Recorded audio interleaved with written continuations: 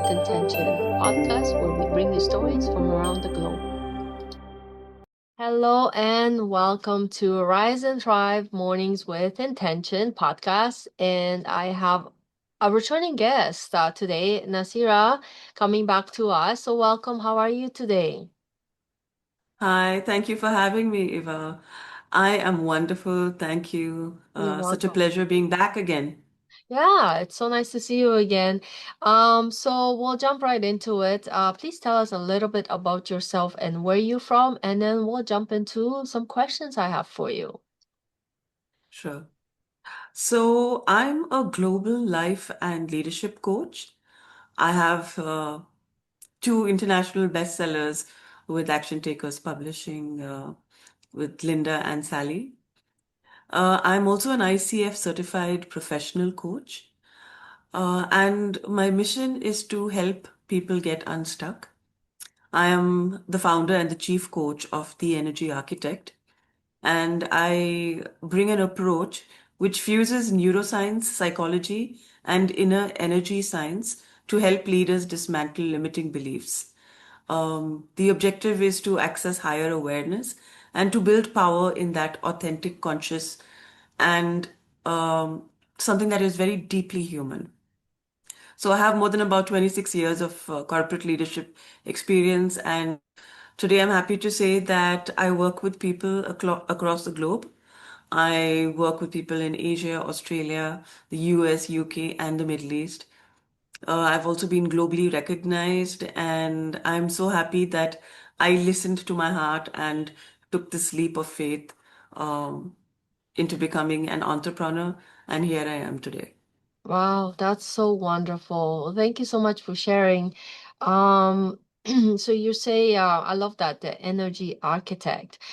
Maybe for those that are maybe seeing you for the first time on my channel, what does this title really mean, and how did this identity form in your personal journey? This is actually a long story, and I did not think it would become as serious as it has become today. So, the Energy Architect actually started off as an assignment about 6 years back, 7 years back. It was an assignment for my strategic digital marketing class. And I came up with this name, the Energy Architect. I wasn't sure if the name was used anywhere else. So I kind of searched a lot of sites, and I I took it as the assign. I took that name. The objective of the Energy Architect is really that everything depends upon the energy that you bring into the environment and the space that you're in. So, we can blame a lot of things that don't work out for us on different things, on different people, situations. But the objective of Energy Architect is really to um, design the energy, your own energy, and to be able to really create these opportunities for yourself. So when you live intentionally, you kind of decide that you kind of choose as to how you want to move forward. And that is what the energy architect is about. So, yeah, like I said, it started off as an assignment, and it was like a bee in my bonnet. It just did not go away. And then when I decided to become an entrepreneur, the energy architect was the name that I chose because I think deciding that name it was meant to come to me. And this entire new journey just unfolded in front of me after starting with this. Mhm. That's wonderful.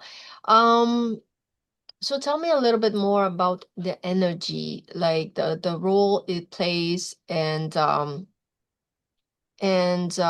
do you teach? A little bit more about this part. Okay.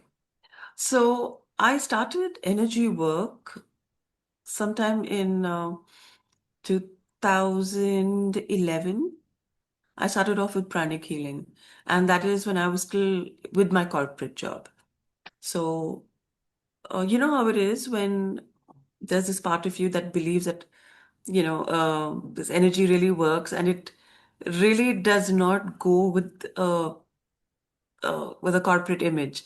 So I kind of kept it under wraps for a long time. That I thought it was like a hobby, right? And so I started off with pranic healing and understanding the modalities of energy. Started learning how to balance your chakras and which chakra was responsible for how things shape up in your life and how you respond to things. I started seeing that change in my life. That is where it all started. And I wasn't serious about this energy work because in the beginning, because I thought it was like a hobby, but Mhm. that voice just kept getting louder and louder. And from pranic healing, I shifted to other modalities of healing. So I understood and learned more about somatic energies, somatic healing, the inner child healing. I started understanding more, and the more I got into it, it's just like I was completely into it. And I knew that that was really calling out to me. That voice was so much more louder than what I was doing. It gave me meaning, it gave me stability, and more than anything, my heart was with it. Mhm. I could feel myself just blooming. It's like it never felt like I was really putting in any work because it just came very, very naturally to me. And yeah, that's and when I went in for ICF coaching, which is your International Federation coaching, professional coaching, I felt that it may make more sense if I was able to really integrate this energy work into my coaching. Because when it comes down to trauma really lives within the body. And no matter how much you coach and no matter how much you do this mindset work, it really doesn't go away from your body. It lives in your body. And the only way that you can take it out is through various modalities. Like you can't sweep an emotion uh, under the mat, thinking that it's just going to go away. And you keep layering it with more mindset work and keep layering it with more rewiring. All of that is great. But what happens to the trauma that really lives in your body? And that is what got me to integrate the energy work into my coaching because coaching definitely is extremely powerful. But when you do energy work and it just goes to a much, much deeper level where we really remove it from the body. So if I have to give you an example, if you take a really dirty piece of cloth and if you dip it in water, it's soaked with water, right? And then you squeeze it, okay? And like all this water just comes out, okay? And that cloth is cleaner. And then you take that same cloth and put that into a clean bucket of water, a clean vessel with water, okay? And it's like you empty whatever does not serve you anymore. And that is when you are ready to absorb what really you want to imbibe in your life. Does that give you an idea? Yeah, no, I really love that example. I wanted people to get a better understanding instead of like fly by the seat of your pants kind of thing, a more in depth, so people can really benefit of what you're saying and get a bigger picture instead of, a little bit. And of course, there's a lot more to it in your, as you teach and to work with your clients, but at least gives them a little bit information. So thank you so much for sharing that. Um, and then I see how you all join it together, and it's really beautiful. Your coaching, leadership, mentoring, everything together. It all comes beautifully now. Yeah. Great balance, right? So you are now also going to be launching another book. It's called Yes, I Can and I Did. So congratulations. We're actually both in that book. So it's really exciting. Thank you. And Yeah. congratulations to you too. Thank you so much. So I'm really excited because it's launching December 2nd. And it's another wonderful collaboration book with filled with, stories of resilience. What inspired you to share your story in yet another project? Can you give us a little bit glimpse into the chapter maybe? Yeah, sure. I'd love that. So, when I was young, I used to be extremely shy. And it was a cultural thing. Women are conditioned to sacrifice, um, serve, and all of these are wonderful. But it's always been for other people and not so much for themselves. And my grandmother used to keep telling me that, this is how we're supposed to be. This is how we're supposed to be.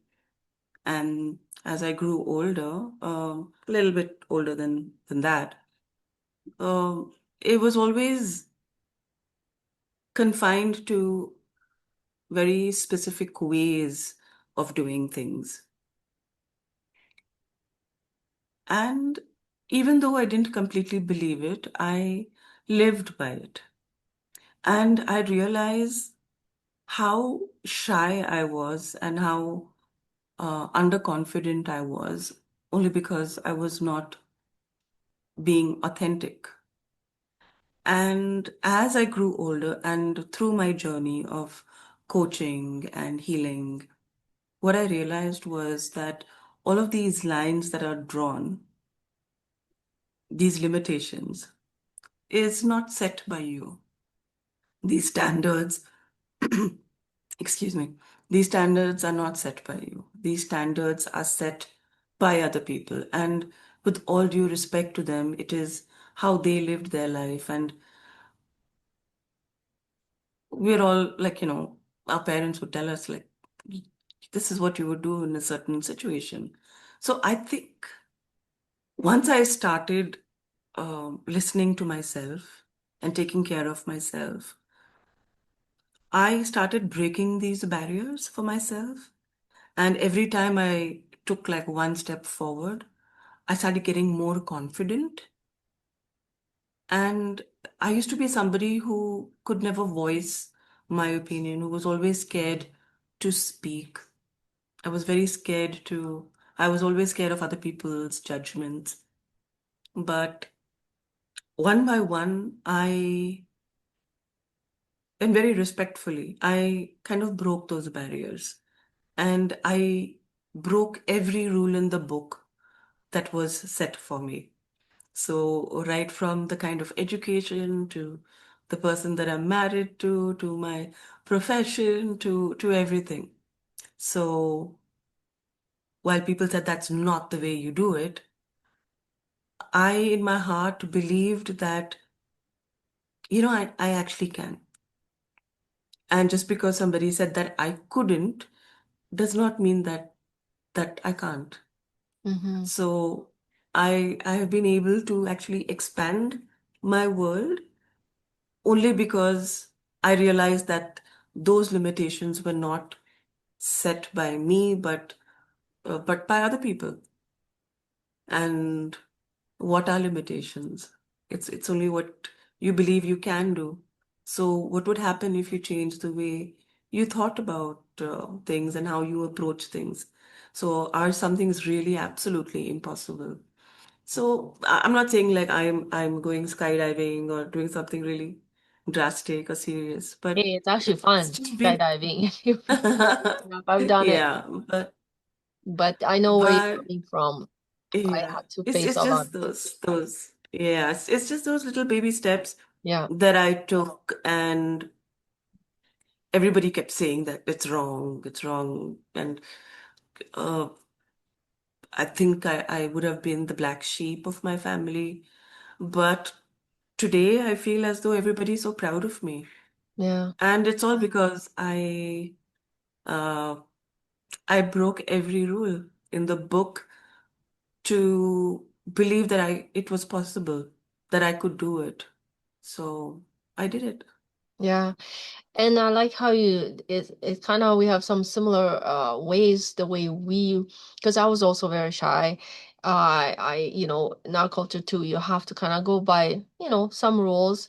But over time, like you said, things we take on, they're not really our thoughts, our beliefs, and eventually we want to break free from the way we're in a cocoon, you could say.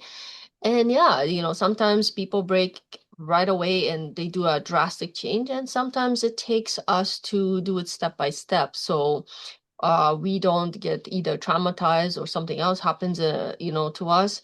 So yeah, some people do a cold turkey, as they say, some do step by step, and to each their own, I say. But um, if other people in the past didn't break free from where they were, we wouldn't probably have cars or other things too, So sometimes we have to, and it's not like we're doing, something bad or, whatever, right? We are souls that want to grow and expand and show others that things are possible again too. And that's why I also took, part in this book. And I know you don't have it, that's why I'll show it. Yeah, we don't have it yet. Yeah. And Thank even you. in my book too, like in my chapter in the book too, I talk about those steps, sometimes it takes that. And when you get to that point, like yourself, even now, you're at full throttle, you're helping people globally, you're mentoring, you've like stepped fully out of your comfort zone. And I really congratulate you on that because it takes tremendous inner strength. You don't, it Thank you. doesn't just happen overnight. Sometimes it takes time, courage, working with yourself, realizing all the gifts you have. And, sometimes like, so what other people, maybe they silently wish they could too, but they're so wrapped up into their own way of thinking and where they came from that they're not able to, but some of us, we want more out of this life because we know it's short. We want to live the best life and keep going, right? So I really applaud you for that because it takes a person, Thank you, Eva. And um I could say the same for you too. well, thank you. So many questions I want to ask. Like there's a lot of authors in this book, I think about 21 or so. So each author shares a story, the path. What was one challenge that you may have come across writing this chapter? Is there anything? And if not, what is the thing you want people get most out of your chapter? Mhm. Well, the one thing I definitely did not do was put down every rule that I broke because there were so many. Reading Okay, book of its own. No, I'm just yeah, kidding. but we have a limit, right? So I kind of squashed everything into that and tried to make it um something that has really worked for me is that I decide what I want to do and I have no idea how I'm going to do it, but I commit to it and then I work backward. That is something that has always worked for me Mm-hmm. because if I have to say that today I'm an author, uh, I would have never thought I'd be one. Even when I was 35, I don't think this would have ever crossed my mind. But the way things worked out for me was really not intellectualizing it too much. It was dreaming, not sure how to really do this, but committing to it for some time in the future. Well, not too much into the future, but say maybe 6 months or 3 months. And then I've had no choice but to finish it. And I must say that if I had to intellectualize it, I would have been gripped with fear and there would be so many doubts. So blocking that part out really did help me because at the end of the day, it was just now you have no choice but to do it. So you just do it. Don't think about it, just start. So that has really worked for me. Mm-hmm. Wow. Um, and yeah, that, like I never thought I would have a podcast of my own. And then once you read the chapter, then you'll understand why. Mm-hmm. But it's always started with, if someone said, "What, you can't do that," then it would be like, yeah, okay, but why not? Mm-hmm. Why not? I mean, it's not to challenge them, but really to understand myself and really, is this aligning with the voice inside of me, and why is it impossible? So that's why I would commit to it and just then it's just action mode. So this gap between the knowing and the doing, Mm-hmm. just do. Yeah, exactly. Um, Beautifully said. So you do work with the energy and that is the theme you live by and teach. So how can someone maybe listening to this podcast right away elevate their inner energy when they feel stuck, maybe discouraged, disconnected, things like that? Any tips you can give us? Yeah, sure. The first thing I would say is don't be too hard on yourself and really listen to yourself. A lot of people out there, they try and fake it till they make it. And I do not believe in that. I don't like it. Um, I personally, that's just my point of view. I don't. Because when you are not authentic, you are not consistent. But what if you are constantly listening to that inner voice? Because all of our souls, they came with a purpose, something that we were supposed to do, that we were meant to do. And then somewhere along the line, we've gotten carried away by opinions, people's judgments, our own fears, limitations that we've set for ourselves. And that happens if we're not listening to ourselves. And there will always be this feeling of, I want more, or I'm not satisfied. When you try and fake it till you make it, or you try to be somebody else, you are not consistent. But when you listen to yourself, that is you. When you're listening to that voice and acting from that space, you will always be consistent. You don't run out of things. So be open to listening to yourself. You know, uh, give that part of you a chance and connect with yourself. Connect, be grounded, and listen to what you're really meant to do. And it's not important that you know what's at the end of that journey. Okay, but you need to keep listening to that voice and you have to start walking in that direction. It's just like one step every single day, and it doesn't look like much. But when you take that one step every day, at the end of 15 days, you realize that, my God, I've moved so much. Okay, and seriously, you still don't know what's at the end of that journey. But you take that step and the path will reveal itself. So really be open to that and don't do something because someone else told you to do it. Do it because you want to do it. Listen to that part of you. Yeah. Wow, beautiful. So as co-authors, besides, other powerful voices, what does collaboration and shared stories mean to you? Um, it's beautiful when you look at it because you understand various perspectives. For example, the way my father lived, he still lives, and the way my husband lives. If you look at it, they kind of started similarly, where they've always had to work for everything, and they worked their way up, right? But the way my father described the story and the way my husband described the story, it's exactly the same story, but it's completely two different experiences.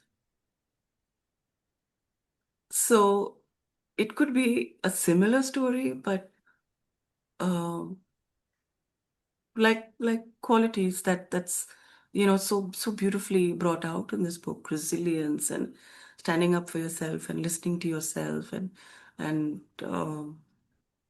breaking all barriers. Um, the stories are there is you cannot get that perspective from your life alone. And when you see other people experiencing similar situations, um, where maybe courage was required, then you understand, and it it kind of makes it more wholesome. It gives you like a 360-degree kind of a view, Mm-hmm. uh, because challenging a situation is what every author has really put down, but their approach to it has been different. And I am learning through everybody else's story as well. And I hope they are also learning through my story. And a lot of, aha, okay, Aha moment. that's also there. Yeah, yeah. So, That's beautiful. yeah, so it's like this example, like this, like I was telling you about, like my father and my husband, both are men. They work their way up. My father's story is painful, but my husband's story is funny. Mm-hmm. And it's all about the way they look at it. And they're both very successful, but their experiences out of the same situation was very different. Yeah, exactly. Um, so of course, this podcast will be released sometime in December. If you do catch my other social media posts, I hope you take time to join us on. We're gonna have a launch party December 2nd at 6 p.m. Mountain Standard Time. So I will share the links in this YouTube video and of course on my other socials. So the book is available actually on Amazon already. So you can get your copy. Again, we are here for you. Reach out to us if you have any questions. All the contacts, as usual, are in each video, how to get in touch with myself or my guest. Um, and you're more than welcome to book a free call. I offer one. Do you offer a free call, Nasira, as well? Yeah, Consultation? sure. People can connect. Yeah, yeah. Yeah. Sure. People who are watching this podcast, your podcast, they are most welcome to reach out to me and have a 30-minute conversation and see how they can get unstuck. Yeah.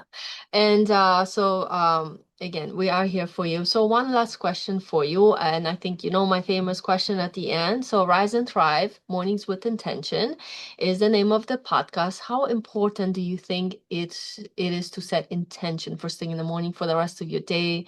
Or what's your view on that? Oh, I could like speak for another 20 minutes on that. But I will try and keep it brief, Eva, for you. Oh, good. So, it is very important. It is extremely important. It is, see, okay, I'll tell you what I do. Okay, I go by the pool, I sit down on the floor, and I do my grounding work. And I block out all of the noise and I meditate for about 45 minutes. That is absolutely important for me. It kind of anchors me. and I make the intention for the day.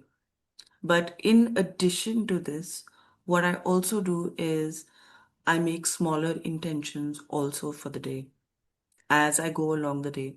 So when I have this to-do list, which I generally make the previous night, and when my day looks very overwhelming,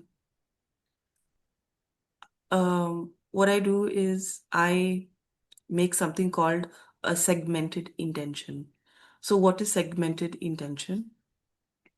Just the intention that this day looks overwhelming. I understand. So, I'm making this intention that for this 1 hour, this is what I'm going to do and I'm going to finish it.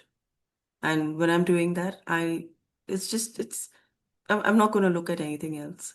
So, for the next 1 hour, this is what I'm going to do. And I break up my entire chunk of the day into these small intentions. And when you are mindful of it, you're most likely going to make sure that it's done. But the day is broke, the chunk of the day is broken up. So it's easier when you have these smaller intentions and they add up, and before you know it, it's done. So that's me very, very briefly explaining the way I go about intention. Wow, that's beautiful. Thank you so much for sharing that. Again, thank you so much for listening to us today. I hope you got some value out of this podcast.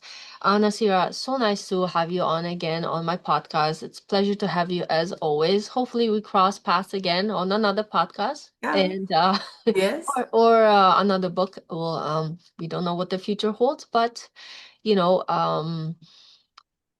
anyhow, I wish everyone a wonderful day and thank you so much for watching today. Till next time, take care and thank you so much once again.